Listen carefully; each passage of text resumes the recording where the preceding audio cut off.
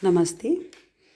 आज हम कर चले हम फिदा के प्रश्नों के उत्तरों को यहाँ समझेंगे।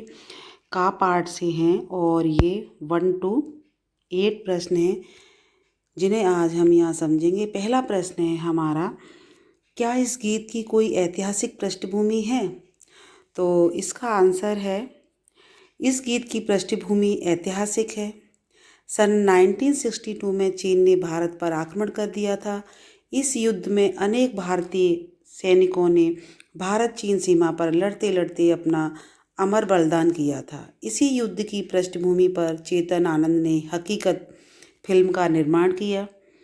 इस फिल्म में भारत चीन युद्ध की यथार्थ को मार्मिकता के साथ दर्शाते हुए उसका परिचय जन सामान्य से करवाया गया था। इसी फिल्म के लिए प्रसिद्ध शायर कैफी आजमी ने कर चले हम फिदा नामक मार्मिक गीत को लिखा है, जो कि इसके जो बोल हैं, कर चले हम फिदा जानो तन साथियों, कि फिदा मीन्स न्योछावर करना। हम अपनी जान और अपनी आत्मा को इस देश के हवाले, इस देश को न्योछावर करके जा रहे हैं।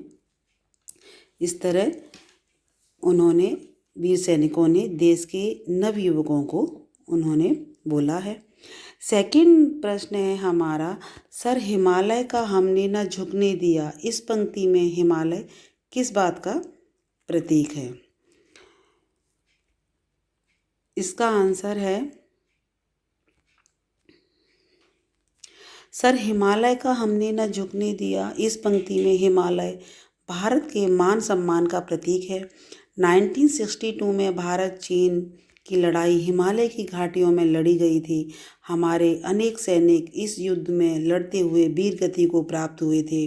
हिमालय की बर्फीली चोटियों पर भारतीय जवानों ने बहादुरी एवं बलिदान की अनोखी मिसाल कायम की थी। भारतीय सेना के वीर जांबाजों ने अपने प्राणों का बलिदान देकर के भारत के सम्मान की रक्षा की थी। उन्होंने देश की खातिर अपना सर्वस्व बलिदान कर दिया था। प्रश्न नंबर हमारा थर्ड है, इस गीत में धरती को दुल्हन क्यों कहा गया है? इसका आंसर है, इस गीत में धरती को दुल्हन की संज्ञा दी गई है। जिस प्रकार दूल्हा अपनी दुल्हन को पाने के लिए कुछ भी कर सकता है, उसी प्रकार भारतीय सैनिक भी धरती रूपी दुल्हन को पाने के लिए तथा उसके मान सम्मान की रक्षा के लिए अपना सर्वस्व बलिदान करने को उत्सुक थे। इस धरती को पाना ही उनका एकमात्र लक्ष्य था। भारतीय सैनिकों ने अपने बलिदान के खून से धरती रूपी दुल्हन की मांग भरी थी। अतः सैनिक देश की रक्षा करते हुए मौत को गले लगाकर धरती को ही अपनी दुल्हन स्वीकार करते हैं। प्रश्न नंबर हमारा फोर्थ है, गीत में ऐसी क्या खास बात होती है कि वे जीवन भर याद रह जाते हैं? इसका आंसर है, जीवन भर याद रह जाने वाले गीतों में हृदय का स्पर्श करने वाली भाषा और संगीत का अद्भुत तालमेल होता है, जो व्यक्ति के अंतर मन में स्वतः ही प्रवेश कर जाता है। इस तरह गीतों के बोल सरल भाषा व प्रभाव उत्पादक शैली में होने चाहिए, ताकि वह व्यक्ति की जुबान पर आसानी से चढ़ सकें। इन गीतों का विषय जीवन के मर्मस्पर्शी पहलुओं से जुड़ा होना चाहिए। ऐसे गीत हृदय की गहराइयों में समा जाते हैं और इन गीतों के सुर लहरियाँ संपूर्ण मन मस्तिष्क को सकारात्मकता से ओतप्रोत कर देती है और गीत जीवन भर याद रह जाते हैं। प्रश्न नंबर हमारा फिफ्थ है, कवि ने साथियों संबोधन का प्रयोग किसके लिए किया है?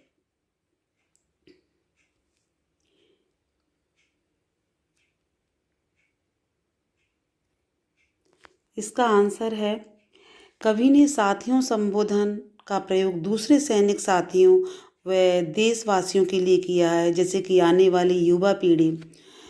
घायल सैनिक मातृभूमि पर स्वयं को न्योछावर करते हुए मृत्यु को गले लगा रहे हैं।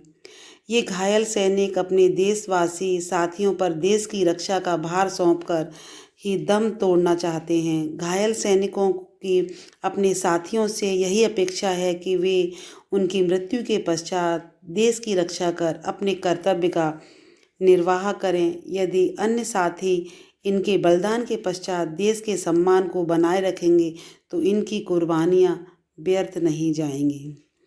प्रश्न नंबर हमारा 6 है, कवि ने इस कविता में किस काफिले को आगे बढ़ाते रहने की बात कही है? तो इसका जो आंसर है, काफिले शब्द का अर्थ होता है यात्रियों का समूह, झुंड। कवि ने इस कविता में देश के लिए न्योछावर होने वाले अर्थात देश के लिए मान सम्मान व रक्षा की खातिर अपने सुखों को त्याग कर मर मिटने वाले बलिदानियों के काफिले को आगे बढ़ते रहने की बात कही है। कवि का मानना है कि बलिदान का यह क्रम निरंतर चलते रहना चाहिए, क्योंकि हमारा देश तभी सुरक्षित रह सकता है जब बलिदानियों के काफिले शत्रुओं को परास्त कर तथा विजयश्री को हासिल कर आगे बढ़ते रहें। प्रश्न नंबर हमारा 7 है, इस गीत में सर पर कफन बांधना किस ओर संकेत करता है? इसका आंसर है, सर पर कफन बांधना का अर्थ है मृत्यु के लिए तैयार रहना। इस गीत में सर पर कफन बांधना देश के लिए अपना सर्वस्व बलिदान करने की ओर संकेत करता है। देश की खातिर स्वयं को न्योछावर करने वाला बलिदानी अपने प्राणों का मोह त्याग कुर्बानी की राह पर निडरता से बढ़ता चला जाता है। उसे मौत का भय नहीं होता, वह तो देश के मान सम्मान की खातिर हर समय मर मिटने को तैयार रहता है। प्रश्न नंबर हमारा 8 है, इस कविता का प्रतिपाद अपने शब्दों में लिखिए। प्रस्तुत कविता उर्दू के प्रसिद्ध कवि कैफी आजमी द्वारा रचित है। यह गीत युद्ध की पृष्ठभूमि पर आधारित फिल्म हकीकत के लिए लिखा गया है। इस कविता में कवि ने उन सैनिकों के हृदय की आवाज़ को व्यक्त किया है जिन्हें अपने देश के प्रति किए गए हर कार्य, हर कदम, हर बलिदान पर गर्व है। इसलिए इन्हें प्रत्येक देशवासी से कुछ अपेक्षाएं हैं कि उनके इस संसार से विदा होने के पश्चात वे देश की आन बान व शान पर आँच नहीं आने देंगे, बल्कि समय आने पर अपना बलिदान देकर देश की रक्षा करेंगे और वे अपना सर्वस्व बलिदान करने के लिए देश की रक्षा के लिए आगे आएंगे। आपने का पाठ से 1 to 8 प्रश्नों के जो उत्तर हैं उनको समझा और ये आपको आसानी से समझ में आ गए होंगे। धन्यवाद।